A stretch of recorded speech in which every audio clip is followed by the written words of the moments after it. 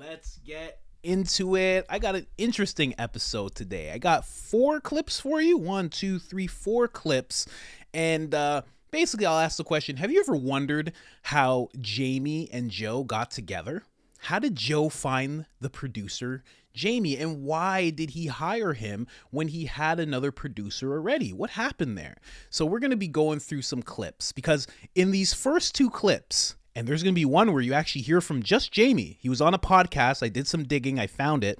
You're going to hear from Jamie. You're going to hear Joe's version of the story as well, of how they got together. And then you're going to hear my take on it as I show you 2 clips that really make me say, this is why Joe hired Jamie. All right, so let's just get into it. Let me take you down this experience. It's going to be a fun one. Don't forget about IamCoachColin.com. We got Sold Not For Sale, Public Enemy #1, and, oh, you can't even see it. And you got the Great Resist there. It's a beautiful one. Discount code is IamCoachColin, all capital letters, all one word, 1 L in the name Colin. Let's get into this first clip. You want them to feel good. You want everybody to be having fun and be friendly and have them be the most relaxed so you can have an enjoyable conversation that you would digest if you're on a road trip or you're on a treadmill. Like, that's what I'm trying to do. And the only way to do that is to make people comfortable. And the only way to make people comfortable is to not distract them. Yeah. So when I do some people's podcasts and they have like literally a glass wall and there's a control room and you see people running back and forth and they're holding up pieces of paper and they're timing things and there's 5 different people on the keyboards, and I don't know why they want to do that. I don't understand.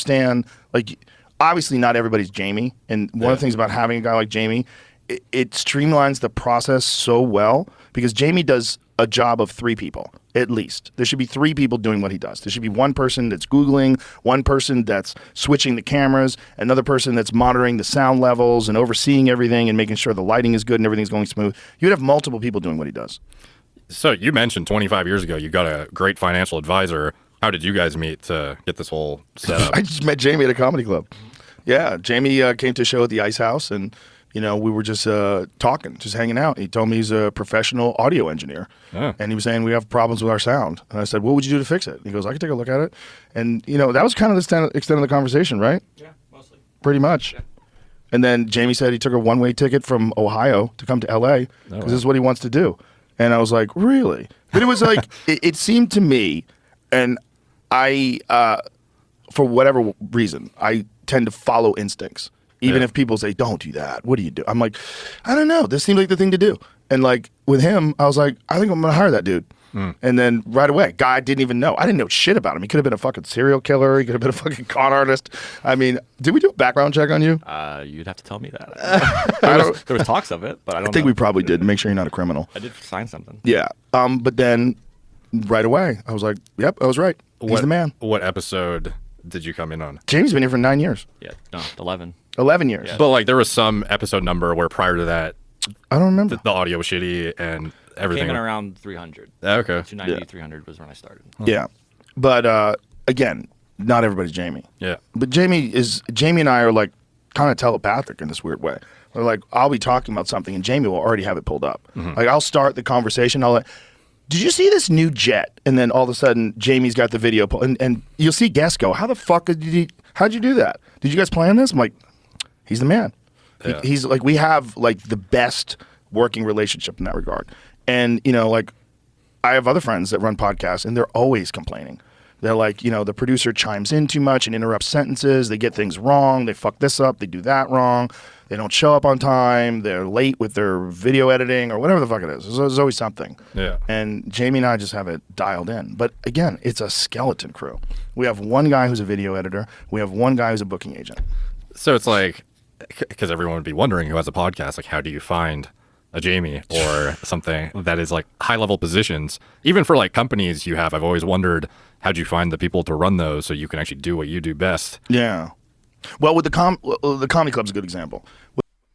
All right, so that's Joe's take on the story of what happened, how they met and everything like that. Now you're going to actually hear Jamie talk about it. Jamie just on a podcast, uninterrupted, not worrying about, Joe or anything like that. He's on a podcast. He's the one being interviewed. Now, what do you think about Jamie? I've heard it in the comments and I've seen it in other comment sections where people talk about Jamie being a handler, him being Joe Rogan's handler of sorts. Now, this is the story that they just randomly met. Jamie just approached him at a comedy club. Now, let me tell you that it's possible for him to be a handler and just approach the person and just work his way into the company. I mean, they agencies do that all the time. We can't deny that, you know? I've always strayed away from that. As I start to, you never know. You never know. I'll say that much. But let's get into the next clips, okay? So this is going to be Jamie talking about being on the Joe Rogan Experience. It's very, very, very, very interesting. I've never heard Jamie just talk. So let me just make sure I got him here. This is just Jamie speaking. A lot of you guys haven't heard Jamie speak for more than 10 seconds at a time. This is going to be your first time. And it's just audio. This person doesn't have a massive podcast. His name is Eric Anderson or Anders Lang. Eric Anders Lang. He has a podcast about golf. And apparently Jamie's a big golf guy. I didn't know that. So that's what you're about to hear. So you're going to hear them just talk about the whole meeting of him and Joe Rogan. So let's get into that here. Let's start playing it. So let's back up. When we played golf the other day, that was fun. Mm-hmm. You told me like right around the middle of the round how you came to work with Joe. I was kind of blown away by that story. It's a fun story. I mean, I moved to LA, and the day I got there, he happened to have a show. So like I said, I was listening to his show, and me and my friends were like, "Oh, let's go to his show." After the show, he had like taking pictures with fans and whatnot, and just asked him for a job. He's like, "Why? Why would I hire you?" It's like, "I don't know. I'm an audio engineer. I'd gone to school for that. I'm a photographer. I don't know. Take my card." So he took my card. And that was kind of like it. And that was what year? 2012. Okay. So this is like kind of, 2012 is kind of, Instagram had just started. I think Instagram was like kind of popping in 2011. Yeah. YouTube had been around, but it wasn't the same tool. For sure not. I was big into watching YouTube though. Okay. Like at that point, like it wasn't my main focus of content, but I saw where it was going. It was like still square. Yeah. It was like 16, it wasn't 16:9 yet. Yep. And Joe's pod at that time was just kind of like, do you know how many downloads he was getting then? I don't remember, but it wasn't on YouTube at the point because that's one of the first like things I helped with. So. Oh, that was you were like, let's get this thing on video. Yep. Well, not on video. They were already doing video, just wasn't on YouTube. Oh, so you would do the still image. YouTube. You would do like a still graphic with just audio? No, they were just uploading it. It was live on Ustream, and they were using Vimeo. It just wasn't like they weren't using YouTube because YouTube, even at the time, there were maybe I don't remember there were as a time period you couldn't upload videos longer than 3 minutes than 15 minutes, right? Let alone 3 hours or whatever it was. So they just couldn't use it for a while. I mean, I don't even know when the time period came. They just I don't know. It was an afterthought or something. I have no idea. So 2012, you end up he calls you after the business card. Yep. I mean, that was pretty much it. Yeah, just like, hey. What did he say? He was just like, let's do it? I think we just had a quick meeting and asked some questions and come hang out. I didn't really do much for a while. I was like getting coffee and, internish type stuff, if you will. I don't know. I think like, is that, what was the turning point? Like, is there a moment in your life where you're like, that was a fork in the road? For sure. Right before that, I guess. I don't know. Because I was just serving waiting tables, being a photographer, trying to find my way. I'd gone to school at a place called Full Sail in Florida to learn how to do a lot of the stuff I do now, but that was in 2005. So it was 7 years old, basically. I was like almost a retired audio engineer, trying to find my way and, just gigging, doing a bunch of things, just trying to scrap and make money. And now I'm in LA, hanging out at the Comedy Store, going to these weird shows. Within like a year and a half, I think I was at a Prince show at the Palladium with like 500 people. Whoa. It's like, what, like how... This is strange. Right. Yeah. I think it's like, because I always like try to think about like, is it luck? Is it hard work? It's obviously a little bit of both, but what do you attribute it to? Timing. Timing. Because that's what kind of like luck has a lot to do with timing. When Joe's been asked around me, I've heard him say timing was a good thing. I don't know. I think I didn't know that they had just got like a building probably like this and needed someone else to be around to do stuff. And then I asked for, just stumbled and asked for a job kind of thing. Doesn't happen all the time. I hear people ask for a job. There is no job people ask me to hire them. Like, what to do what? Like, I'm good. I don't know. Yeah, it is really interesting because it's kind of like multiple things have to happen at the same time. Like, it's like I don't know. I mean, it's kind of like all of these new kind of lanes that are opening up, like whether it's like VR or even like streaming music or even like, I don't know. There's this timing comes into so many of these like new things that are exploding. Like, I even watched this film last night about the Quadriga guy, the Bitcoin guy. So that's the whole thing. Jamie talks about timing. Joe's talking about timing. He just wanted a job, and like that's just how it happened. He just wanted a job, and I was like, hey, you know what? I got good instincts. That's what Joe said, right? Right? You guys remember hearing him say that? I got good instincts. Well, you know what? I got some good instincts too. And I would say that is not exactly what happened. I think more so, this is what happened. This is Joe and Brian Redban. In the early beginnings of the podcast, I want you to listen to this real quick. This is my theory on what happened. I think Joe was fed up. Exhibit A.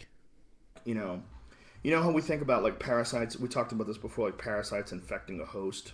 Right. And they take over the host body, like that grasshopper that gets infected by this worm. The aquatic worm grows inside the grasshopper to maturity, and then when it gets to maturity, it convinces the grasshopper that it has to jump into water and drown. So the grasshopper commits suicide so that this worm can come out of it.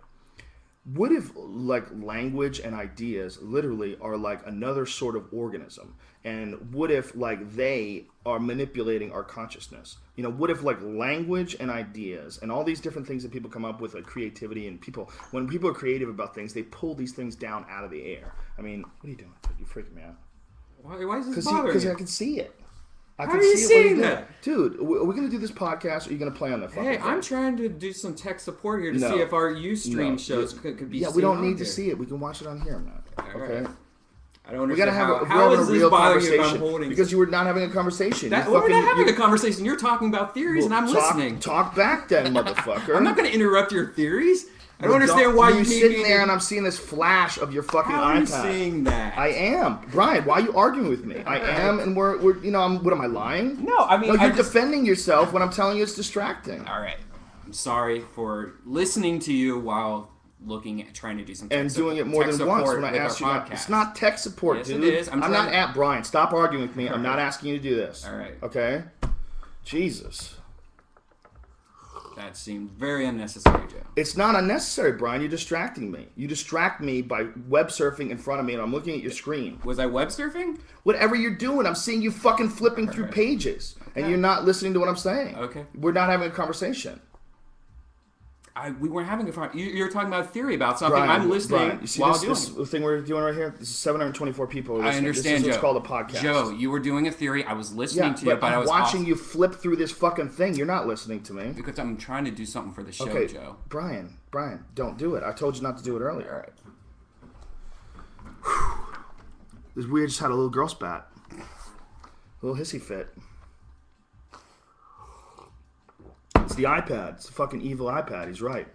Guy said the iPad's evil. It's causing you to do that. To what? To do that. If It's I causing wasn't you to doing surf. that, I would have been It's like distracting. this, doing the exact same thing. We're talking, I would expect that. When you're talking, I do the same. I think, when people are talking to each other, they sit back, the other person listens. Yeah, if but you're doing a bunch of shit, I'm just telling you, man. If I you're know. doing a bunch of shit while I'm talking, I know you're not listening to me. It's Joe, not the same. it's not that. If I were to go off for 15 minutes, 10 minutes at a time, you would do the exact same No, I thing. wouldn't. Yes, you No, would. not when we're doing You a would not goddamn let me podcast, talk Brian. for 20 minutes straight. Brian, I'm not talking for 20 minutes.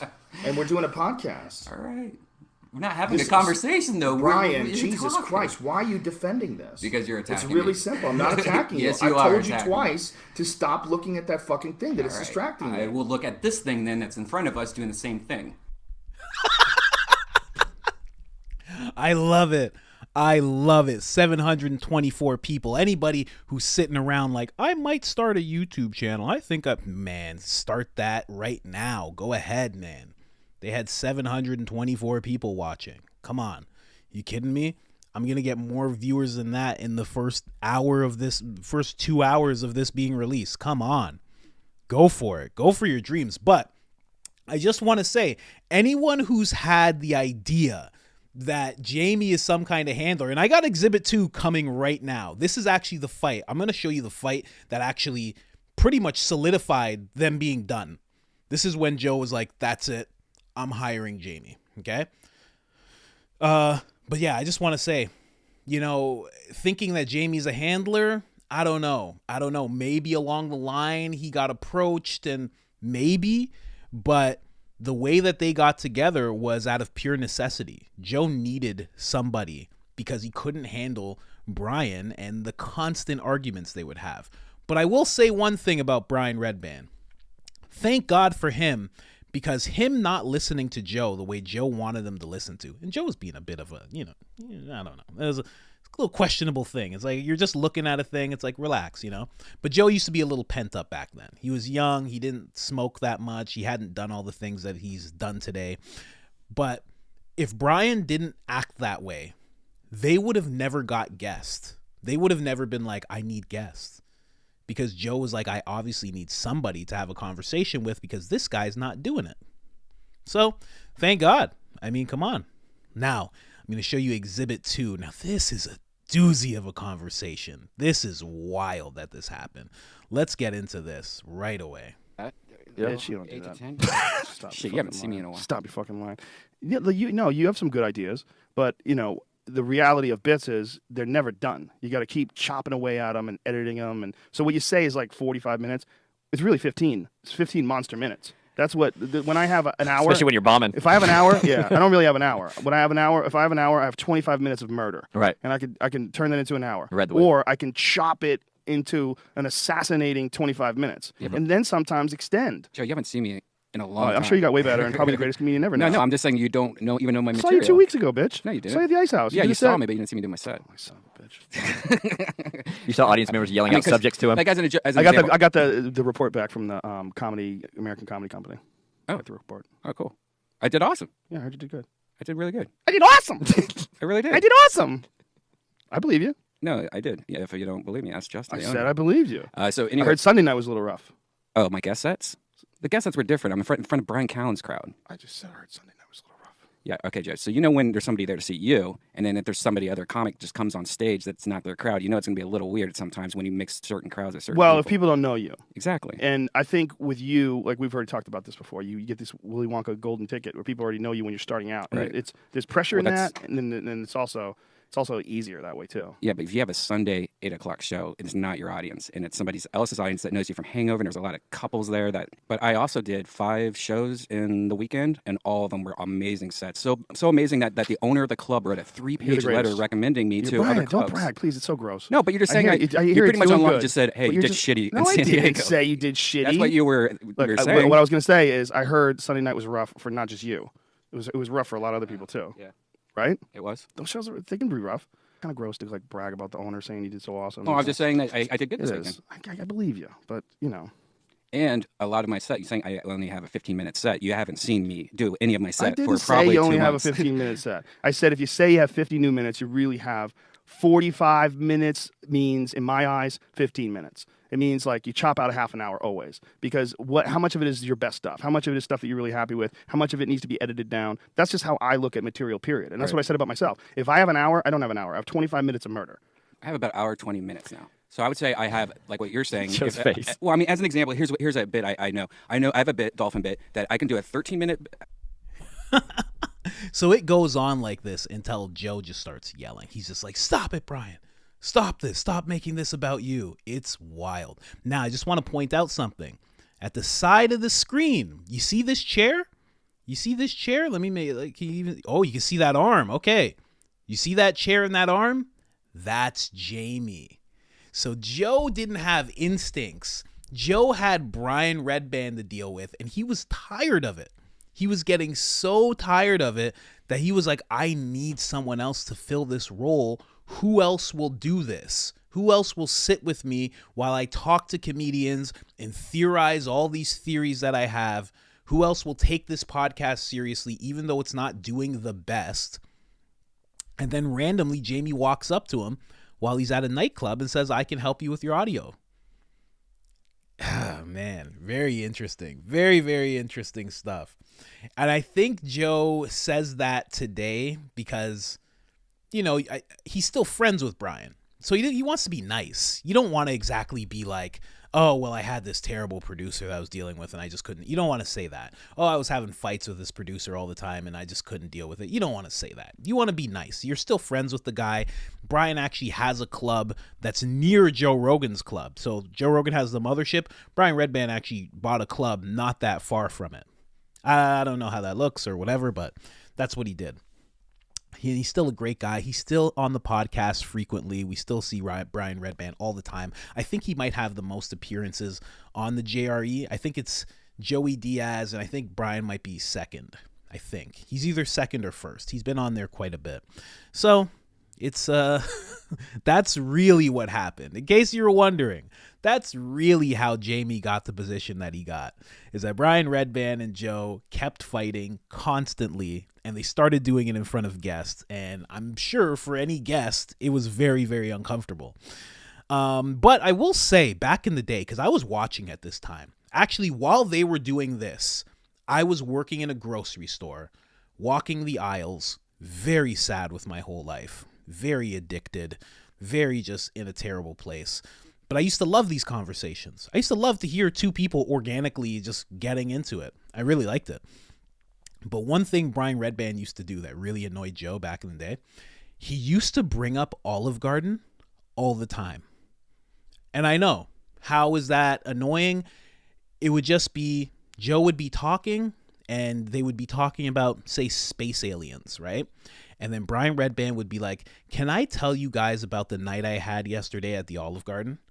And Joe would be like, we're not even talking about that. Why are you bringing up the Olive Garden? And Brian would just go, he wouldn't care at all. He'd be like, I'm just saying the breadsticks yesterday were so good, and I had this salad, and I don't even like salad, but I love it when I'm at the Olive Garden. Like, he would just go into it. It was the weirdest thing, but it became hilarious. It became one of the most hilarious things. And it got to the point where back in the day, Joe didn't always read the screen. Okay, like today, Joe reads the screen.